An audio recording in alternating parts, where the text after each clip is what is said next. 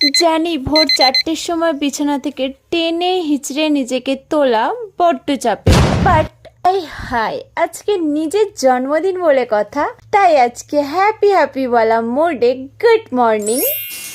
ভোরবেলা একেবারে স্নান কমপ্লিট করে শাড়ি পরে দেন এসেছি ছাদে ফুল তুলতে। কারণটা নিশ্চয়ই এতক্ষণে বুঝে গেছো।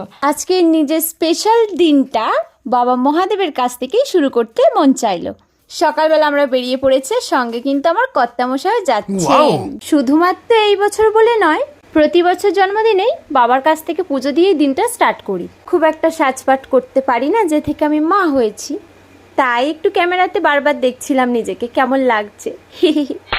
দেন মন্দিরের কাছে এসে ডালাঘর থেকে ডালা নিয়ে ওয়েট করছিলাম আমাদের আরো এক মহান অতিথির জন্য। এই যে এতক্ষণে আসার সময় হলো।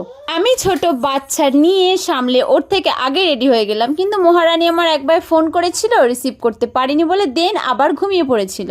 মানে ভাবো, পুজো দিতে এসছি, একা আসলে ব্যাপারটা একটু আলাদাই হতো, কিন্তু যেহেতু আমরা দুই বান্ধবী একসঙ্গে পড়েছি, তাহলে ফটো বা ভিডিও কিছু হবে না, এটা কি হতে পারে।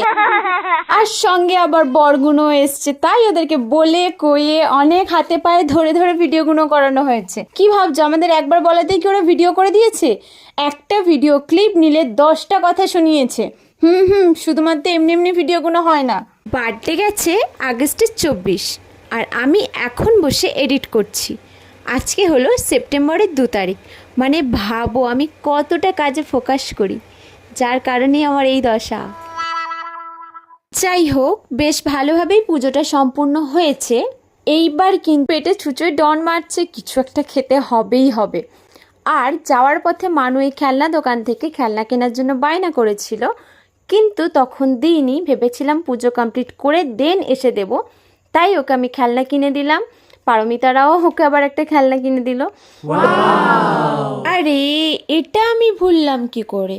রুবি, তুইও না এখন বড্ড বেশি ভুলছিস। আমার বান্ধবী ললিতা আমাকে বার্থডেতে গিফট করেছিল।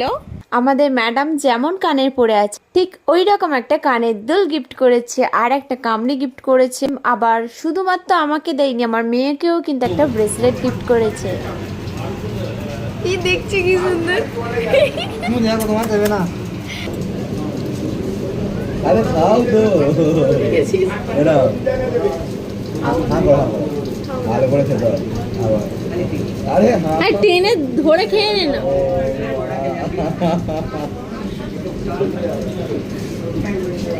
তোমায় আর কেউ